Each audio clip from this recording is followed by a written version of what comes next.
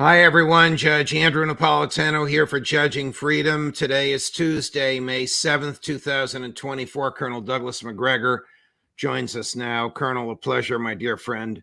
Thank you for joining us. Thanks for accommodating my crazy schedule this week. What is the state of affairs in Ukraine now with respect to the stability of the military and the stability of the government as you understand them? Well, I think the Ukrainian government has been in a state of slow but certain disintegration for several weeks. It's hard to follow the Byzantine politics in Kyiv, but it looks like Zelensky is at very high risk of being removed. And that is obviously a potentially good news for everyone in Ukraine as well as in Russia, because his removal might open the way to ending this terrible war. We saw rumors in the past 2 or 3 days that General Zaluzhny, the one-time commander of the Ukraine military fired by President Zelensky, has been arrested. Can you shed any light on this, or are you as much in the dark as the rest of us on whether or not this is true and where he is, and if so, if he was arrested, by whom? Yeah, I'm afraid I'm fumbling around in the dark on that. I mean, I've heard all of these things. All of this, once again, resurrects this picture of disintegration. When the inner circle begins to point fingers and accuse their members of one or another actions that are treasonable, that's usually the beginning of the end. I guess it's also significant that the Zelensky government arrested 2 colonels. I don't know if they're colonels in the military or colonels in the intelligence department for plotting to kidnap and assassinate President Zelensky. Anything on that? Well, again, perhaps your intelligence experts have good information on these things. I do not. I mean, all I do is read the press that's translated for me, and I try to put pieces together. But beyond simply recognizing that this war is over, the notion of sending any money or equipment over there is ridiculous. You've got over 600,000 dead Ukrainian soldiers, 1 million plus wounded, millions more trying to get out of the country, and those that have left don't want to come back. I don't know who's going to write the epitaph for Ukraine, but it's going to be pretty grim. So I think all we're seeing is a sort of slow but deliberate disintegration. We'll know more when MI6 and CIA essentially recommend that we abandon ship. I think that's coming. The Russian military has waged, as you've characterized it, a very sophisticated, patient war of attrition. Is that in the cards now, or do you think they'll get more aggressive, more offensive, and sort of finish the job quickly? Well, I think they've already become more offensive in their operation. There has been an advance to the west all along the front. In some areas, particularly in Donetsk, in the area after Avdiivka fell, you had a buildup of forces because that opened the way to, trails west. But I think we have to understand that they're not going to really launch in full force until they've got firm ground. As I understand it, the ground is not yet dry. Once it's dry and they have good trafficability, I think they'll close up the distance with the Dnieper River. And for them, that means also finishing up business in Kharkov. They've got 100,000 troops concentrated further north. That's a city that is historically Russian. They want to take it. And then I suppose they'll turn their attention to Odessa. That they've got lots of bridges over the Dnieper. They can cross at any number of different points, and then they'll do it. So I think the offensive has started, but we have not seen it in its full magnitude yet. Now, what we have seen, as you know, in several nights over the last few weeks, are devastating strikes, eliminating communications, whatever's left of air defense forces, sort of paving the way as a shaping operation for the final offensive. And I think the Russians view this as, in all probability, the final offensive to end the war. Now, the problem for the Russians, as you and I know, Judge, is that we view Ukraine in many ways as we once viewed Vietnam, as a domino in this sort of ring or string of dominoes that if it falls, then the world ends, just as we insisted that if Ukraine or Vietnam falls, then all of Southeast Asia will fall. Well, that was all nonsense, and the same thing is true now. But that's the argument, and that's making it very difficult. Do you think that anything the United States can send over, the minuscule portion of the 61 billion just appropriated, which reflects military equipment on its way or to be on its way, can delay the inevitable, lengthen the war, or accomplish any purpose for the Ukrainians? I think the easy answer to say is no, but keep something in mind. We have sent now ATACMS. These are the Army Tactical Missile System that reaches out several hundred miles and can strike targets inside Russia. Now, as it turns out, the Russians have learned how to shoot these down, which once again reinforces the point that the Russian military has gotten steadily better over time. So they probably are less concerned about that now than they once were, but there are still Storm Shadow missiles, Taurus missiles, and other long-range strike capabilities that the British and the French and the Germans can provide. I think the Russians are concerned about that, which is why they've made such very strident statements about their readiness to respond if those weapons are used to kill Russian citizens in Russia and destroy Russian infrastructure in Russia. Over the weekend, Lord David Cameron, the former British Prime Minister and now the British Foreign Minister, made a statement which caused quite a stir and quite a reaction in Moscow. I'm going to play it for you, and then I'd like your thoughts on it.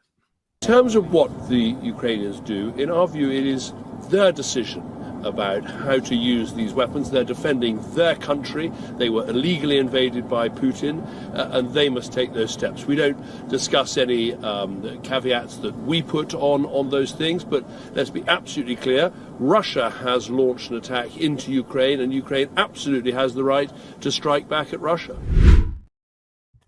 Now, Russia viewed that as hostile and antagonistic, I'm sure. Is that not a fair view of it from the Russian perspective? I think the Russians are fed up with the British and the French, as well as with us. They've reached the point now where they're trying to make it clear that if we provide these weapons to the Ukrainians, and even though we know, Judge, that most of these sophisticated weapon systems are actually operated by either contractors or soldiers and officers from NATO states, that's absolutely an open secret. But if we deliver these weapons and they are launched from Ukrainian soil on behalf of this Ukrainian regime, they will treat Great Britain and France as co-belligerents. That's the point. They've had it. This notion that somehow or another Russia is permanently in the wrong and the only thing that it can do other than commit suicide is to withdraw its forces from the sacred territory of Ukraine, most of which right now under Russian control was never really Ukrainian to begin with, is absurd. And no one's going to pay any attention to it inside Moscow. But they've reached a point now, and I think Sergei Lavrov, the foreign minister, has made this point. Of course, we've read these things from Medvedev and others. There have been all sorts of interesting discussions over months about what do we do with these fools in Britain and France who continue to feed this fire with weapons that can be used as revenge weapons, but are not going to change the outcome of the war. And I think the answer now is, well, we'll treat them as co-belligerents. Now, one person suggested to me earlier today that there was a discussion somewhere that they could use a tactical nuclear weapon detonated at sea to create a tsunami that would damage French or British ports. I don't see that happening because, quite frankly, the detonation wouldn't be large enough to cause that kind of water displacement. But I think what you could see very quickly, very suddenly and dramatically are targets in Eastern Europe. Lithuania, Latvia, Estonia, Finland, Poland, Slovakia, Hungary. Well, Hungary obviously not, because they've effectively walked away from this stupidity. Romania, and probably Moldova, that now has a government that's extremely dangerous. Those are places where there are things to target and to destroy. We've already seen 7 French soldiers apparently killed. I think that's the tip of the proverbial iceberg, because remember, they've got the same clarity of view of the region as we do. And they know that without us, Ukrainians would be effectively blind. They'd be unable to target anything, let alone attack anything. So there's no mystery as to what we're doing. A couple of points that I'd like you to address. It appears that when Foreign Minister Lavrov called the British and French ambassadors into his office, he specifically said to the British ambassador he needed an immediate refutation of David Cameron's militant, provocative statements in the most decisive and unequivocal manner. I don't know that that's happened. If it has, it's not been made public. But he also made it clear that British personnel, British equipment, and the place from which they're launched are fair targets. I don't think he said London, but the place from which they're launched are fair targets for the Russian military. Were you surprised at Lavrov's certainty and clarity in his message to the British? No, not at all. We've made this war last as long as it has. It should have been over in months. It's lasted for years. And they've reached the conclusion that nothing they say is taken seriously, that effectively whatever they say is cast aside as irrelevant. You know, I in talking to someone who is an expert on the region, pointed out to me that it looks like the British and the French are treating the Russians the way they treated Russia in 1854 during the so-called Crimean War. For the few students of history who are out there listening, we landed, or the British and the French landed with Turkish support in the Crimea and fought the Russians for almost a year. Ultimately, the Russians abandoned the whole proposition, but in return, the British, the French, the Turks got out, and the Russians agreed not to advance any further west along the Black Sea, at least for the time being, because the Russians had actually threatened to take Constantinople. Now, Russia then was backward. They didn't even have rail lines that reached from Moscow down to Crimea. They couldn't supply and sustain the forces down there. These days are over. Russia is a very modern scientific industrial state with probably the best ground force, certainly rocket forces and unmanned forces of any establishment in the world. They're battle hardened, battle tested. The notion that we can stand up to them is absurd. We cannot. They know that. We don't want to admit it. And this is a very dangerous game we're playing, because inevitably it leads to the potential for escalation, because we can't do anything on the conventional level to change the strategic picture, which means the only thing that we could turn to would be a nuclear weapon. And again, Mr. Putin has made it very clear they do not want to escalate to the nuclear level, but if we do, they will respond. And he said, in which case we will, quote unquote, all die. And he said, of course, we will go as martyrs to heaven. I suppose that's somewhat reassuring. But the point we need to understand is that in a nuclear exchange with the Russians, we'd lose 90 million people in an hour. Now, why would we even want to contemplate something that utterly ridiculous and stupid? I think we're playing with fire. And the Russians with conventional warheads or nuclear, but they certainly will not do so with nuclear warheads as long as we stay out of that. They can reach targets literally from the Arctic Circle in northern Norway all the way down to southern Portugal. There's nothing in that area they cannot reach and destroy. So we need to wake up. This is not something they want. This is something that we seem to be insisting upon. Will not take anything seriously unless something like that happens. Here's Foreign Minister Lavrov immediately after the $61 billion package of so-called aid. I say so-called as we know most of the money stays here, to Ukraine was signed into law by President Biden. Currently, the United States and its NATO allies persist in their fixation on dealing a decisive blow to Russia. They seem prepared to keep opposing our nation, using Ukraine as their last stand, so to speak. Simultaneously, Western nations are precariously teetering towards a direct military confrontation involving nuclear powers, carrying potential catastrophic outcomes. I guess he means what he says. But Colonel, in light of the summary you just gave us before we ran the Foreign Minister Lavrov clip of the sophistication of the Russian military, is that not also known by NATO leaders? And if so, why does it appear, maybe I'm wrong, but it appears to me like they are escalating this crisis now in Ukraine's death throes? Wishful thinking is never a substitute for reality. And unfortunately, we're caught up in a world of wishful thinking. I also think that the ruling elites, and by that I mean that the people that currently govern in Europe and in the United States, are all members of the so-called globalist neocon class. And they are on very shaky ground. They are not going to last. A financial crisis and following that, a major economic downturn is frankly inevitable. I think they know that. And I think they know that they have one shot left, or at least they may think they do, to try and rescue themselves.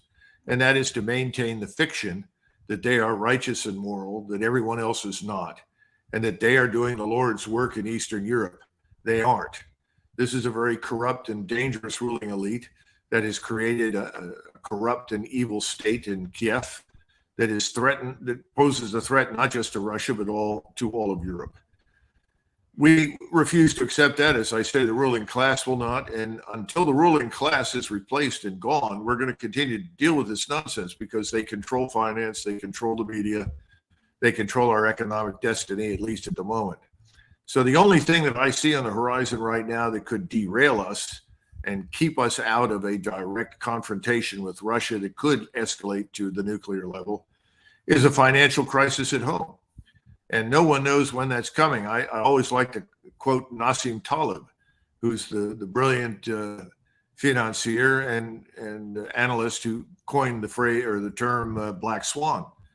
And he was asked very recently, I think it was on MSNBC, by the usual suspects who normally try to convince us that everything is great. Well, when is it coming? You say Armageddon is coming. When is it coming? And he looks at them and he says, it's over the horizon. It's over the horizon. Well, when is it going to happen? He said, I don't know, but it's coming and it's just over the horizon. Well, it's over the horizon. And we're getting closer to the horizon now than ever before. I really despair that there will be any sort of sober-minded thinking, especially in Washington or London. It looks like President Macron, after his meeting with President Xi, has begun to walk back some of his ridiculous rhetoric, because the French obviously have almost nothing to send to Russia. It's a bluff, which is the worst kind of thing that you can do.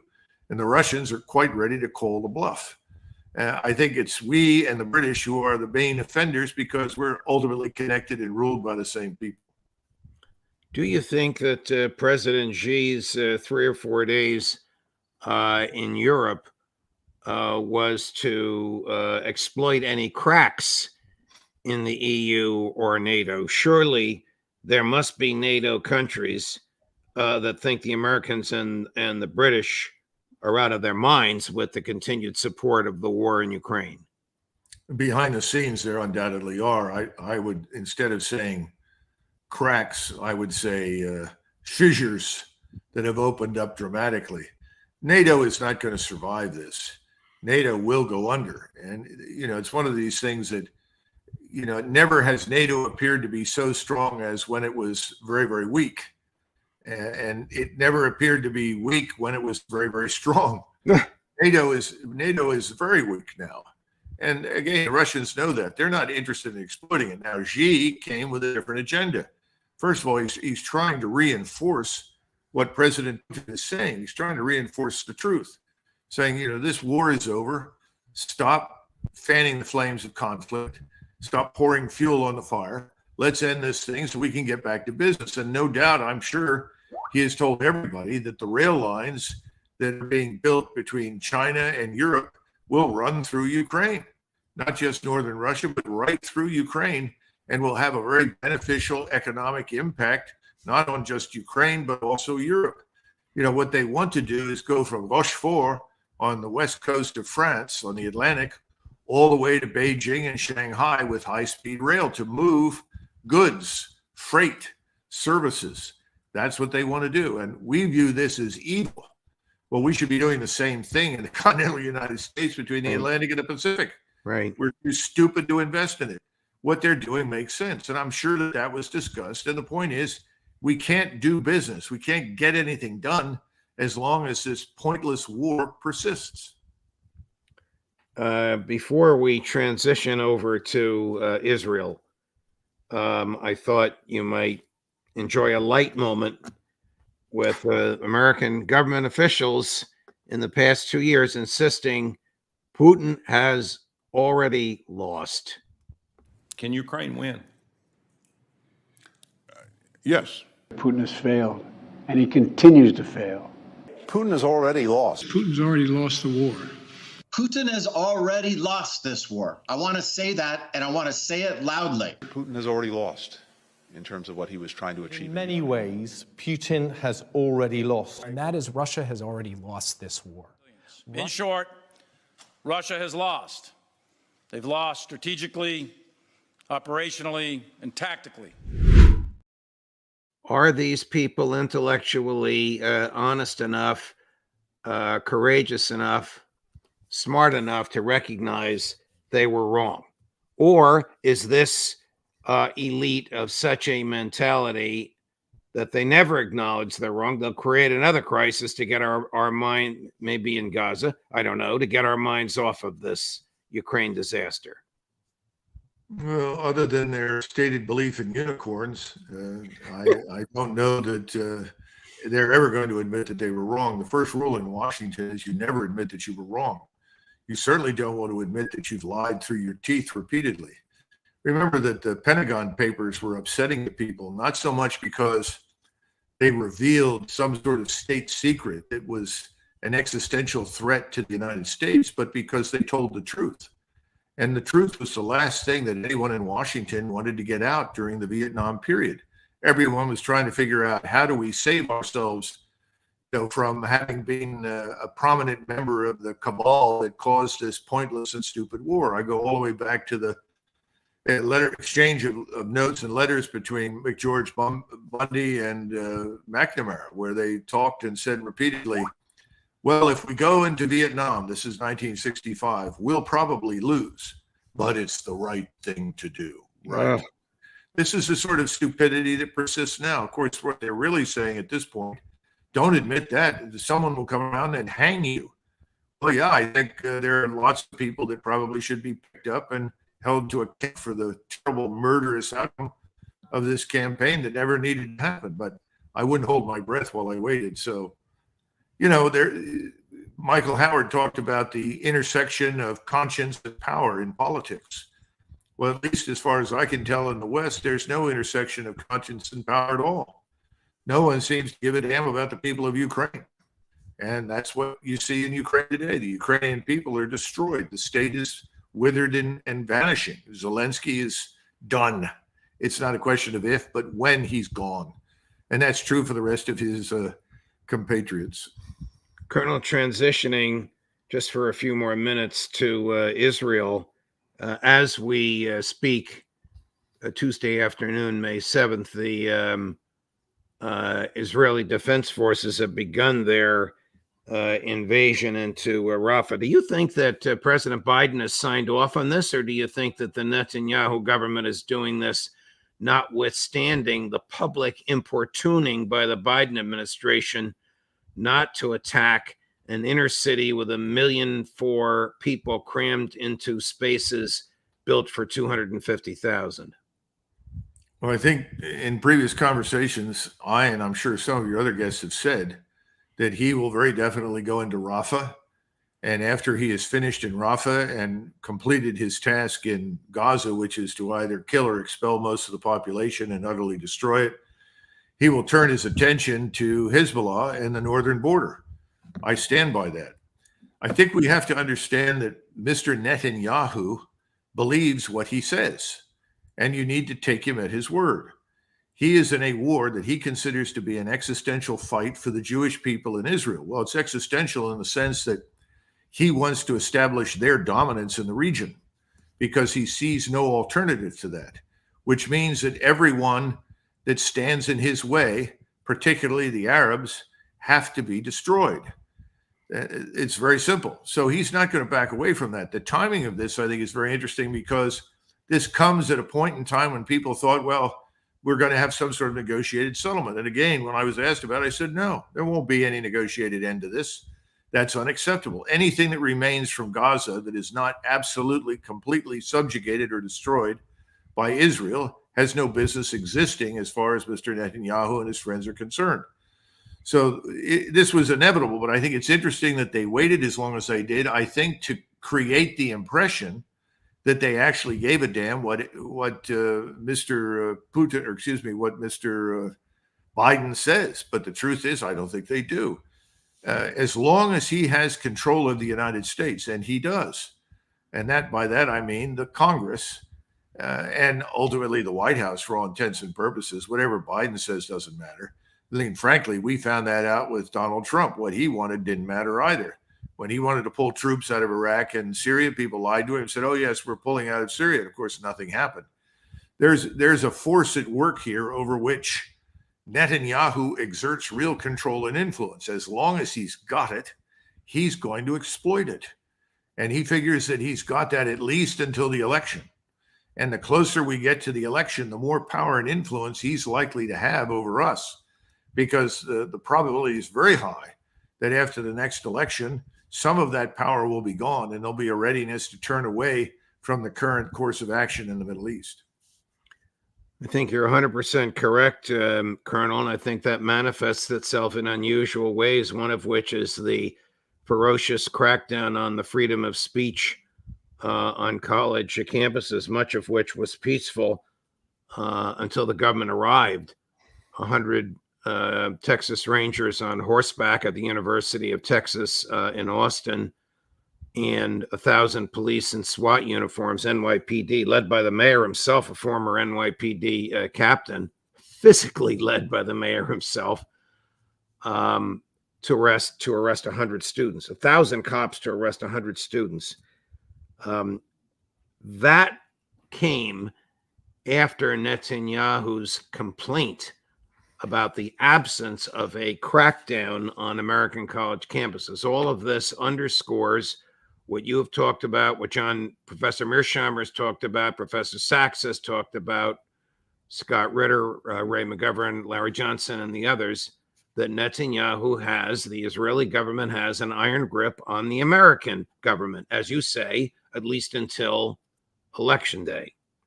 So much so that after the International Criminal Court sent investigators to Gaza and found young Gazans stripped naked, hands tied behind their backs, bullets in their heads in mass graves, and began to amass evidence of war crimes against Prime Minister Netanyahu. 12 United States senators, sounding like mafia thugs, the mafia is smart enough not to put this in writing, wrote a letter to the prosecutor at the ICC saying, don't you do it.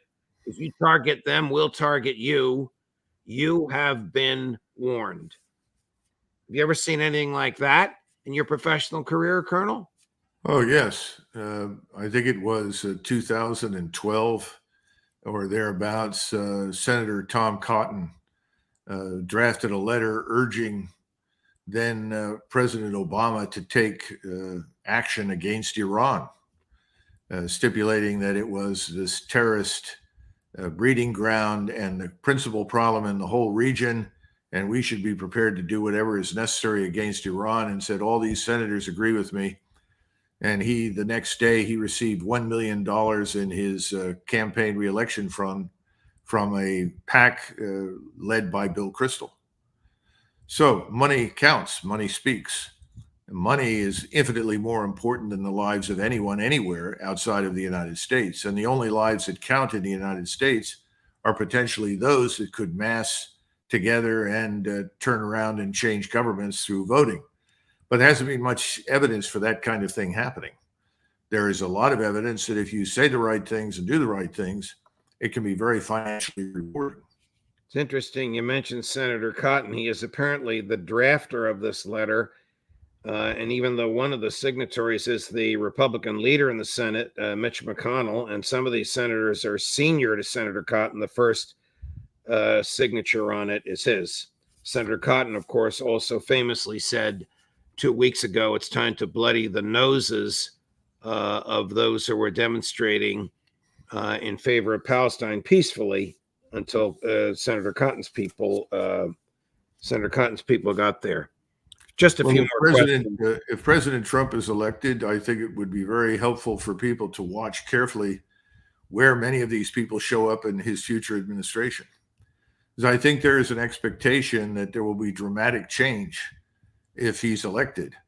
And when you see names like this show up as potential cabinet members, it should raise questions in people's mind about what is meant by change, if anything. Colonel, I hope I'm talking right now to the next Secretary of Defense of the United States. Not a chance, Judge. Not a chance. It would be wonderful. Your thoughts on how much longer the Ukraine war can go on? Oh, I think it'll last until the end of the summer. I think it's probably going to run out of steam by then. But again, we don't know what's going to happen just over the next 2 or 3 weeks. If the British and the French do not cease and desist, if we do not signal our private acknowledgement that this is a lost cause, which we can do through someone like Ambassador Burns very easily, and then make provisions to withdraw some of our more vulnerable assets and people from Ukraine, then I think we could see a serious crisis on the scale of the Cuban Missile Crisis erupt this summer. Wow. In the invasion of Rafah, if the IDF kills another 30,000 innocents, will any state actor intercede? Will Joe Biden change his mind? Well, I don't think there's going to be any change of heart in Washington whatsoever. There's no evidence for that. I think the attitude is what we've described earlier. I do think that within the larger regional framework, the tectonic plates are moving, and we'll see more dramatic movement in the months ahead, to the point where suddenly Israel confronts something far more serious than Hamas, and much more serious in the sense that it could be regional, with terrible implications for the use of weapons of mass destruction. I hope I'm wrong, but I think that's probably on the horizon somewhere. When you say the tectonic plates are moving, to what are you referring, Colonel?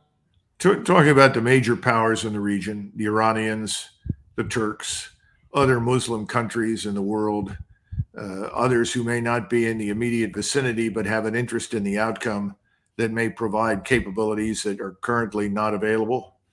And I don't want to go into too much detail there, because then you're moving into an environment where I can't confirm it. I can only talk about it as a potential problem. So I think the Israelis, if this persists, will suddenly confront a different set of actors who are much more willing to take action against them that could be devastating. And I don't exclude Russia or China from that equation either. Colonel Macgregor, thank you very much for your time and your analysis and for accommodating my schedule. My dear friend, I'm off to Italy to lecture on natural rights at a conference at the University of Milan. I'm looking forward to it, and we jammed all of our shows early this week, and happy we're able to save time. I want to know if I have a natural right to go along in one of these luxurious trips to Italy. Yes. That's what I want to know about. So, I mean, you must need someone to carry your luggage. I'm still pretty physically able. I could do that. I think you will be very popular with this group that I'm addressing, and I'll do my best to make sure of that. All right. Thanks. I appreciate it, Judge. Thank you, Colonel. Bye-bye. Bye. Back next Monday, which is May 13th, with a full week of all of our guests, not all in 2 days, but spread out over 5. Judge Napolitano for Judging Freedom.